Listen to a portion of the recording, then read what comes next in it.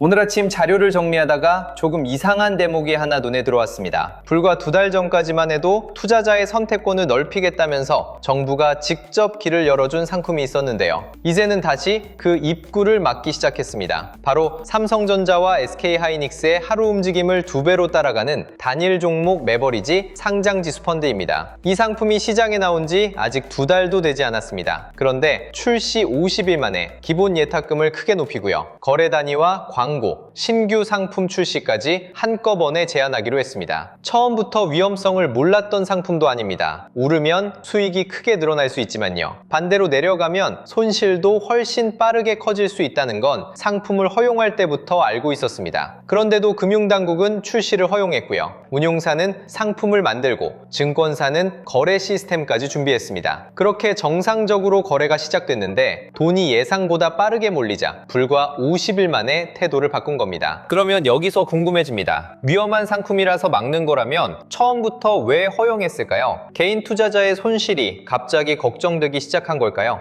아니면 삼성전자와 SK하이닉스에 몰린 레버리지 자금이 예상보다 너무 커지면서요. 상품 하나의 문제가 아니라 시장 전체를 흔들 수 있다고 판단한 걸까요? 오늘은 규제 내용을 하나씩 읽어드리는 데서 끝내지 않겠습니다. 정부가 왜 지금 이 시점에 시장의 속도를 줄이려고 하는지, 이미 이 상품을 가지고 있는 분들에게 실제로 무엇이 달라지는지, 그리고 SK하이닉스를 좋게 보는 것과 레버리지 상품을 오래 가지고 가는 판단이 왜 다른 문제인지 차분하게 말씀드리겠습니다. 이번에 바뀌는 내용을 보면 강도가 상당히 셉니다. 기본 예탁금은 기존 1,000만 원에서 3,000만 원으로 올라갑니다. 그동안은 보유하고 있는 주식이나 다른 금융상품도 일정 부분 예탁금으로 인정받을 수 있었는데요. 앞으로는 현금만 인정하는 방향으로 바뀝니다. 계좌에 SK하이닉스 주식을 많이 가지고 있어도 안 되고요. 삼성전자나 다른 우량주를 보유하고 있어도 대신 사용할 수 없습니다. 새롭게 거래하거나 기존 물량을 추가로 매수하려면 현금 3,000만 원을 따로 준비해야 합니다. 이게 3,000만 원어치 상품을 반드시 사야 한다는 뜻은 아닙니다. 100만 원만 사고 싶어도요. 거래 자격을 유지하려면 계좌에 현금 3,000만 원이 필요하다는 뜻입니다. 기존에는 주식 700만 원과 현금 300만 원 정도로 1,000만 원의 예탁금 기준을 맞출 수 있었습니다. 그런데 앞으로는 현금만 3,000만 원이 필요합니다. 명목상 예탁금은 3배가 된 거지만요. 실제로 준비해야 하는 현금만 놓고 보면 10배 가까이 늘어나는 셈입니다. 100만 원짜리 상품을 사기 위해 3,000만 원짜리 회원권을 준비하라고 하는 것과 비슷합니다. 거래 단위도 달라집니다. 지금은 한 주씩 사고 팔 수 있지만요. 앞으로는 최소 거래 단위를 20주로 늘리는 방안이 추진됩니다. 한 주 가격이 15,000원이라면 한 번 주문할 때 최소 30만 원이 필요하고요. 한 주 가격이 2만 원이면 최소 40만 원을 움직여야 합니다. 예전처럼 3주, 5주씩 조금씩 나눠 사고 파는 방식이 어려워질 수 있는 겁니다. 분할 매수와 분할 매도가 훨씬 거칠어지는 거죠. 여기서 이미 20주 미만을 가지고 있는 분들은 걱정이 생길 수 있습니다. 20주 단위로 바뀌면 내가 가진 7주나 13주는 나중에 팔지 못하는 것 아니냐는 거죠. 매매 단위가 바뀐다고 기존 물량을 영원히 묶어둘 수는 없습니다. 기존 단주를 처리할 수 있는 별도의 방식이 마련될 가능성이 큽니다. 다만 일반 주문화면에서 바로 매도할 수 있는지, 별도의 단주 주문이나 고객센터 절차가 필요한지는 증권사마다 달라질 수 있습니다. 시행 전에는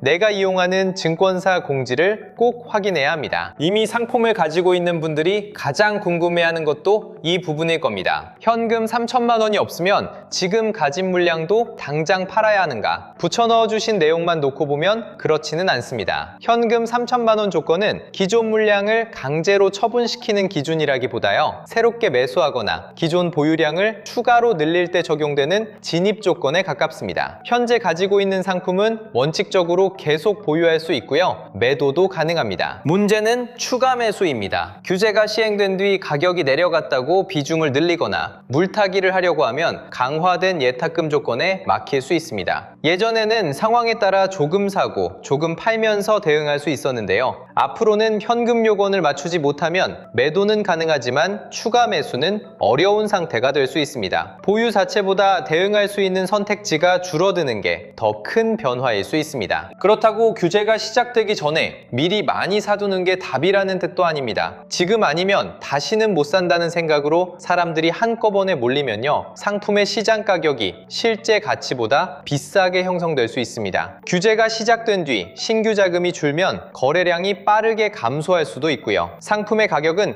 SK하이닉스 본주의 움직임만으로 결정되지 않습니다. 수요와 공급, 괴리율과 유동성까지 함께 영향을 줍니다. 기초자산은 그대로인데 상품에 붙었던 과열만 빠질 수도 있다는 겁니다. 이번 규제는 국내에 상장된 상품에만 적용되는 것도 아닙니다. 국내 상품을 막으면 투자자들이 미국이나 홍콩에 상장된 비슷한 상품으로 이동할 수 있잖아요. 그래서 해외에 상장된 단일 종목 레버리지 상품도 같은 기준으로 묶겠다는 방향입니다. 국내 상품은 현금 3천만 원이 필요한데요. 해외 상품은 기존처럼 쉽게 거래할 수 있다면 규제의 효과가 없기 때문입니다. 국내에서 막힌 돈이 해외로 이동하는 풍선 효과까지 차단하겠다는 겁니다. 괴리율 관리도 더 엄격해집니다. 괴리율이라는 말이 조금 어렵게 들릴 수 있는데요. 상품이 실제로 가지고 있는 가치와 시장에서 거래되는 가격이 얼마나 차이 나는지를 보여주는 숫자입니다. 사려는 사람이 한꺼번에 몰리면 실제 가치보다 비싸게 거래될 수 있고요. 반대로 팔려는 사람만 몰리면 실제 가치보다 싸게 거래될 수 있습니다. 앞으로 신규 투자자가 줄고 거래량이 감소하면 상품별로 유동성 차이가 더 커질 수 있습니다. 원하는 가격에 바로 사고 팔기 어려워질 수도 있다는 뜻입니다. 그래서 이제는 SK하이닉스만 확인해서는 안 됩니다. 내가 가진 상장 지수 펀드의 거래량이 충분한지, 시장 가격과 실제 가치의 차이가 얼마나 벌어져 있는지, 매수 호가와 매도 호가 사이가 지나치게 넓지는 않은지까지 함께 봐야 합니다. 상품 이름에 SK하이닉스가 들어있다고 해서 모든 상품이 똑같은 조건으로 거래되는 건 아닙니다. 운용사와 거래량, 유동성 공급자의 대응에 따라 체감하는 거래 환경이 달라질 수 있습니다. 그렇다면 정부가 왜 이렇게 빠르게 움직였을까요? 표면적으로 내세운 이유는 투자자 보호입니다. 단일 종목 레버리지 상품은 일반 주식보다 손실이 빠르게 커질 수 있습니다. 한 종목에만 집중돼 있고요. 기초자산의 하루 움직임을 2배로 따라가도록 만들어졌기 때문입니다. 여기에 상품 규모까지 예상보다 빠르게 커지면서 금융당국이 단순한 투자 상품 하나의 문제로 보기 어렵다고 판단한 것으로 보입니다. 관련 상품의 규모는 출시 초기 약 4조 4천억 원 수준이었습니다. 그런데 50일 만에 약 11조 9천억 원까지 불어났습니다. 늘어난 규모만 약 7조 5천억 원입니다. 2달도 되지 않는 기간 동안 특정한 구조의 상품으로 엄청난 돈이 들어온 겁니다. 그 중에서도 삼성전자와 SK하이닉스를 2배로 따라가는 상품에 거래가 집중됐습니다. 금융당국 입장에서는 상품이 잘 팔리는 수준을 넘어섰다고 본 겁니다. 시장의 한쪽에 너무 많은 돈이 너무 빠른 속도로 쌓이고 있다고 판단한 거죠. 여기서 레버리지 상품의 중요한 구조가 나옵니다. 이 상품이 하루 움직임의 2배를 유지하려면 운용사는 매일 투자 노출을 다시 조정해야 합니다. 상품 안으로 들어온 돈이 커지면요, 운용사가 선물이나 다른 파생 상품을 이용해 맞춰야 하는 규모도 커집니다. 기초자산이 움직인 뒤에도 다음날 다시 2배 비율을 맞추려면 포지션을 늘리거나 줄여야 합니다. 이걸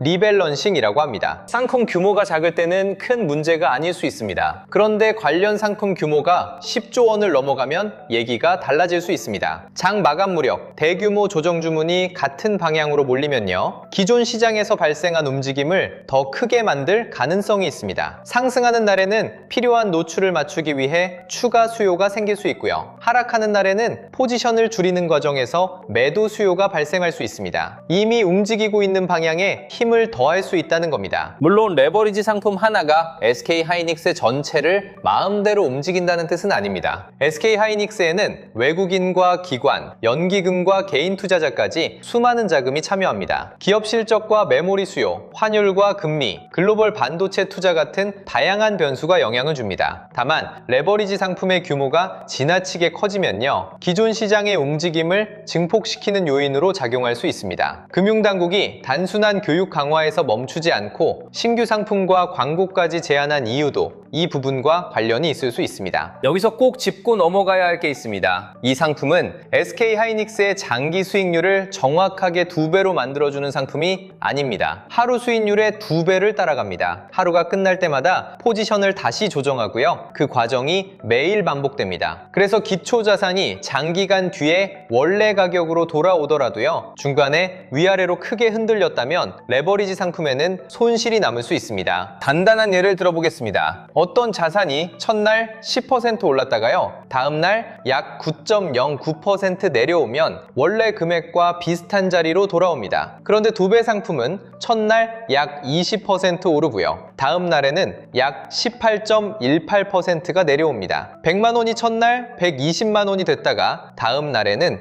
약 98만 원 정도가 남을 수 있습니다. 기초자산은 출발점으로 돌아왔는데 투자금은 줄어든 겁니다. 붙여넣어 주신 원문도 이 구조 때문에 좋은 기업에 대한 확신과 레버리지 상품의 장기 보유 판단을 구분해야 한다고 설명하고 있습니다. 많은 분이 SK하이닉스의 장기적인 산업 경쟁력을 믿기 때문에요. 레버리지 상품도 오래 가지고 있으면 결국 좋은 결과가 나오지 않겠느냐고 생각합니다. 그런데 이 두 판단은 전혀 다릅니다. SK하이닉스가 좋은 회사인가? 인공지능 메모리 시장에서 경쟁력을 유지할 수 있는가? 이건 기업에 대한 판단입니다. 단일 종목 레버리지 상품을 내 계좌에 오래 들고 가는 게 맞는가는요. 상품 구조와 보유기간, 중간 변동과 내 자금 상황까지 함께 봐야 하는 문제입니다. 회사를 좋게 본다는 이유로 상품의 구조적인 위험까지 없어지는 건 아닙니다. 레버리지 상품은 방향만 맞추면 되는 상품도 아닙니다. 어느 속도로 움직였는지, 중간에 얼마나 크게 흔들렸는지, 내가 어느 시점에 들어갔고 얼마나 오래 가지고 있었는지가 결과를 바꿉니다. 일반 주식은 회사가 성장하면서 시간이 지나 기업 가치가 커지기를 기다릴 수 있지만요. 1일 2배 상품은 시간이 길어진다고 무조건 유리해지는 구조가 아닙니다. 목적지를 마치는 것만큼 가는 길도 중요합니다. 이번 규제가 정말 투자자를 보호하는 가장 좋은 방식인지에 대해서는 논쟁이 남습니다. 현금 3천만 원이 있다고 상품을 더 잘 이해하는 건 아니잖아요. 현금이 많은 사람이 적은 사람보다 위험 관리를 잘한다고 단정할 수도 없습니다. 상품 구조를 정확하게 이해하는 투자자라도 현금이 부족하면 거래할 수 없고요. 반대로 상품을 제대로 이해하지 못해도 현금 3천만 원만 있으면 거래할 수 있습니다. 위험 이해도를 걸러내는 장치라기보다요. 자산 규모로 투자자를 구분하는 규제라는 비판이 나올 수 있는 이유입니다. 정책의 일관성 문제도 남습니다. 정부가 제도를 만들었고요. 운용사는 비용을 들여 상품을 준비했습니다. 증권사는 거래 시스템을 구축했고 투자자는 정식으로 허용된 상품에 들어갔습니다. 그런데 예상보다 많은 돈이 몰렸다는 이유로 50일 만에 조건이 크게 바뀌었습니다. 처음부터 상품 규모가 일정 수준을 넘으면 규제를 강화하겠다는 기준을 공개할 수는 없었는지, 예탁금과 교육, 매매 단위를 처음부터 조금 더 신중하게 설계했어야 하는 것 아닌지 질문이 남습니다. 그렇다고 과열을 그대로 두는 게 맞다고 말하기도 어렵습니다. 한 종목의 하루 움직임을 2배로 따라가는 상품에 짧은 기간 수조 원이 몰렸습니다. 상품을 정확하게 이해하지 못한 채 이름만 보고 들어온 투자자도 있을 수 있고요. 손실이 나면 장기 투자로 버티면 된다고 생각한 사람도 있었을 겁니다. 일반 주식과 레버리지 상품은 구조가 다른데요. 같은 방식으로 대응하면 예상하지 못한 결과가 나올 수 있습니다. 위험 안내와 교육을 강화하고 과열된 마케팅을 제한하는 조치는 필요한 부분도 분명히 있습니다. 그래서 지금 투자자에게 필요한 건 규제가 무조건 옳다, 틀렸다고 바로 결론 내리는 게 아닙니다. 내가 가진 상품에 언제부터 어떤 조건이 적용되는지 먼저 확인해야 합니다. 현금 3천만 원 기준이 적용되는 시점, 주식 같은 대용증권이 제외되는 시점, 20주 단위 거래가 시작되는 날짜가 서로 다를 수 있습니다. 교육과 괴리율 관리도 별도의 일정으로 시행될 수 있고요. 하나의 날짜에 모든 내용이 한꺼번에 바뀌는 게 아닙니다. 현재 가진 상품을 계속 보유할 수 있는지, 매도에는 제한이 없는지, 추가 매수부터 현금 요건이 적용되는지도 확인해야 합니다. 20주 미만 수량이나 20주의 배수가 아닌 물량은 어떤 방식으로 매도할 수 있는지도 증권사 안내를 봐야 하고요. 국내 상품뿐 아니라 해외에 상장된 비슷한 상품을 가지고 있다면요. 해외 거래에도 강화된 기준이 적용되는지 확인해야 합니다. 인터넷에 떠도는 한 줄짜리 설명보다 내가 이용하는 증권사의 공지가 우선입니다. 앞으로는 상품의 거래량과 괴리율도 계속 살펴봐야 합니다. 신규로 들어오는 투자자가 줄면 상품마다 유동성 차이가 커질 수 있습니다. 거래가 활발한 상품은 비교적 원활하게 사고 팔 수 있지만요. 거래량이 빠르게 줄어든 상품은 매수호가와 매도호가 사이가 넓어질 수 있습니다. 실제 가치와 시장 가격의 차이도 확인해야 하고요. 상품 이름에 SK하이닉스가 들어있다는 이유만으로 모두 같은 거래 환경을 제공하는 건 아닙니다. 무엇보다 내가 왜 이 상품을 가지고 있는지 분명하게 구분해야 합니다. SK하이닉스의 장기 경쟁력을 보고 있는 건지, 짧은 기간에 강한 방향성이 나올 거라고 판단해서 들어온 건지, 아니면 손실이 생긴 뒤 본전이 올 때까지 기다리느라 보유하고 있는 건지 말입니다. 이유가 다르면 확인해야 할 내용도 달라집니다. 좋은 회사에 장기 투자하려는 목적이라면요, 일반 주식과 레버리지 상품 중 어느 방식이 내 목적에 더 맞는지 다시 생각해봐야 합니다. 단기적인 방향과 속도를 보고 들어왔는데 보유 기간이 계획보다 계속 길어지고 있다면요,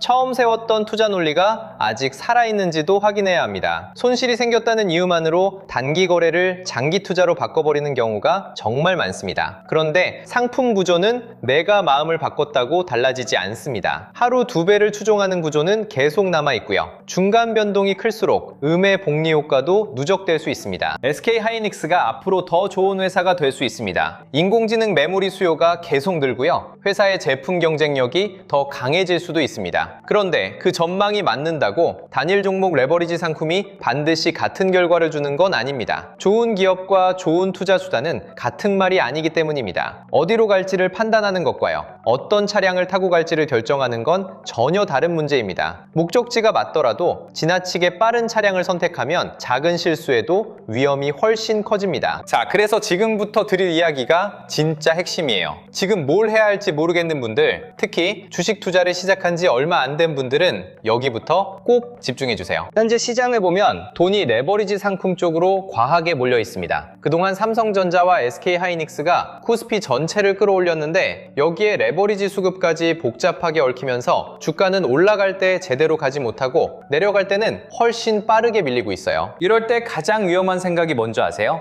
이렇게 많이 떨어졌으니까 조금만 기다리면 다시 오르겠지. 바로 이 생각입니다. 제가 썸네일을 조금 자극적으로 만들고 제목도 강하게 잡는 이유가 있어요. 좋은 이야기를 하면 사람들이 찾아서 봅니다. 그런데 조심해야 한다거나 지금 위험하다는 이야기를 하면 잘 보지 않아요. 보고 싶은 것만 보고 듣고 싶은 이야기만 들으려고 하죠. 하지만 주식시장은 내가 보고 싶은 방향으로만 움직여주지 않습니다. 지금 내 종목이 어디에 있고 내 계좌가 얼마나 위험한 상태인지 현실부터 제대로 봐야 해요. 그래야 손실이 더 커지는 걸 막고 다음 기회가 왔을 때 움직일 수 있습니다. 지금 기업들의 실적이 갑자기 무너진 건 아니잖아요. 반도체 전망도 여전히 살아있고 좋은 소식도 계속 나오고 있습니다. 그런데 주가는 어떻습니까? 좋은 뉴스가 나와도 하루를 버티지 못하고 다시 떨어져요. 잠깐 반등하나 싶으면 매물이 쏟아지고 이제 바닥인가 싶으면 또 저점을 깨버립니다. 조금이라도 주식을 해보신 분들이라면 지금 시장이 정상적으로 움직이고 있지 않다는 걸 느끼실 거예요. 이런 장에서 기업 하나만 믿고 계속 버티는 건 위험합니다. 좋은 회사와 지금 당장 주가가 오르는 회사는 다르거든요. 회사가 아무리 좋아도 시장에서 다시 사주는 돈이 들어오지 않으면 주가는 계속 눌릴 수 있습니다. 마이너스 10%에서 기다린 시간이 아까워서 버텼는데 마이너스 20%가 되고 거기서 또 본전 생각에 붙잡고 있다가 손실이 더 커지는 경우가 정말 많아요. 시장은 내가 얼마나 오래 기다렸는지 봐주지 않습니다. 그렇다고 지금 당장 전부 팔라는 이야기도 아니에요. 기다릴 종목은 기다려야죠. 다만 왜 기다리는지, 어느 가격과 어떤 신호까지 확인할 것인지는 알고 기다려야 한다는 겁니다. 같은 마이너스 20%라도 상황은 사람마다 완전히 다릅니다. 그 종목이 계좌에서 10%를 차지하는 사람과 70%를 차지하는 사람의 대응이 같을 수 없고요. 현금을 절반 남겨둔 사람과 이미 모든 자금을 넣은 사람도 똑같이 움직이면 안 됩니다. 그래서 지금은 종목 하나의 전망만 볼 게 아니라 내 매수가와 비중, 남은 현금부터 함께 봐야 해요.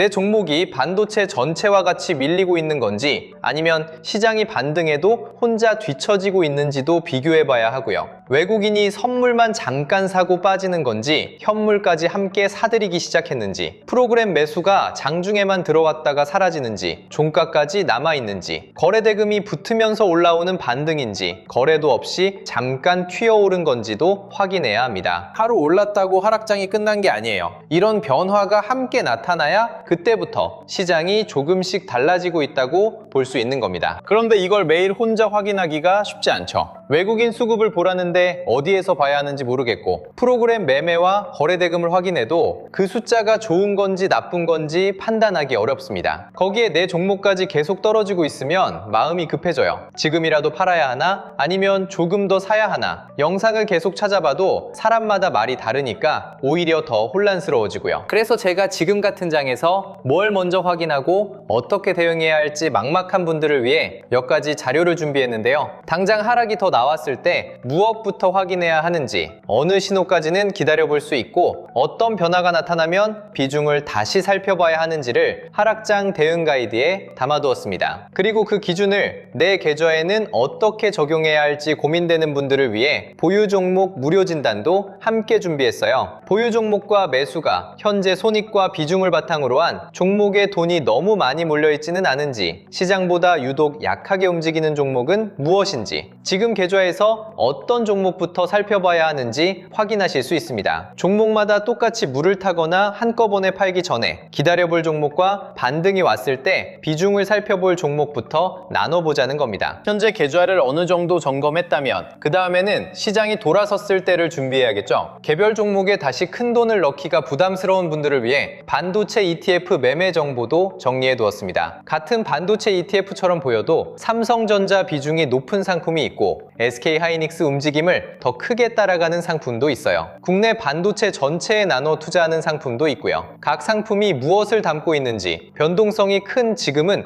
어떤 흐름을 확인한 뒤 관심을 높여야 하는지 비교해서 보실 수 있습니다. 하락장이 끝난 뒤 시장의 돈이 먼저 향할 만한 후보도 미리 살펴볼 수 있도록 하락장 종료 후 급상승 히든 종목 자료까지 함께 준비했습니다. 그냥 많이 떨어져서 싸 보이는 종목을 모아둔 건 아니에요. 시장이 흔들리는 동안에도 실적이 유지되고 있는지, 외국인과 기관의 자금이 완전히 빠져나가지는 않았는지, 같은 업종 안에서 상대적으로 잘 버티고 있는지를 보고 출연한 후보들입니다. 시장이 돌아선 뒤 이미 급등한 종목을 뒤늦게 따라가지 않으려면 하락이 끝나기 전부터 이런 종목들을 보고 있어야 하거든요. 다만 자료를 한번 확인했다고 시장이 그대로 멈춰 있는 건 아니잖아요. 오늘까지 버티던 가격이 내일 무너질 수도 있고, 계속 팔던 외국인이 갑자기 현물과 선물을 함께 사들이기 시작할 수도 있습니다. 그래서 그날그날 달라지는 시황과 가격 변동성까지 이어서 확인할 수 있도록 주도주 알림센터도 같이 열어두었습니다. 레버리지로 꼬였던 수급이 조금씩 풀리는지, 외국인 자금이 다시 들어오는지, 반도체에서 빠져나온 돈이 어느 업종으로 향하는지를 시장 변화에 맞춰 살펴보실 수 있어요. 여기까지 말씀드린 자료들 100% 무료로 여러분들께 공유 드릴 겁니다. 자료 보시는 방법 정말 간단하고요. 우선 채널 구독과 영상 좋아요 한 번씩 꾹 눌러주세요. 그리고 영상 아래 설명란 링크나 고정 댓글에 있는 링크를 누르면 신청 페이지가 나오는데요. 원하시는 자료를 눌러주시고 간단한 정보만 입력해주시면 완료가 됩니다. 다른 채널들처럼 신청하시면 연락드리겠다, 순차적으로 자료를 보내드리겠다, 이런 식으로 말하면서 자료도 안 주고 연락도 안 주는 채널이 있는 것 같은데요. 저는 여러분들이 신청을 끝내는 순간 바로 무료 자료가 열리고요. 앞에서 말씀드린 하락장 대응 가이드와 보유 종목 무료 진단, 반도체 ETF 매매 정보와 히든 종목 자료를 그 자리에서 바로 확인하실 수 있게 만들어 놨습니다. 지금 보유 종목이 가장 걱정된다면 내 계좌부터 점검해 보시고요. 추가 하락에 어떻게 대응해야 할지 막막하다면 하락장 대응 기준부터 살펴보시면 됩니다. 이후 시장이 돌아섰을 때를 준비하고 싶다면 반도체 ETF와 히든 종목 자료까지 이어서 확인하시면 되고요. 있는데요. 신청할 때 남겨주신 연락처로는 이후 외국인 수급이나 가격 변동성에 중요한 변화가 나타났을 때 주도주 알림센터 이용 방법과 필요한 시장 안내를 전달해 드립니다. 그러니까 지금 필요한 자료는 신청한 자리에서 바로 확인하고요. 내일 이후 달라지는 시장 흐름은 알림센터를 통해 계속 이어서 살펴보실 수 있는 구조예요. 자, 여러분들 이미 발생한 손실을 없었던 일로 만들 수는 없습니다. 하지만 여기서 계속 아무런 기준 없이 기다릴지 아니면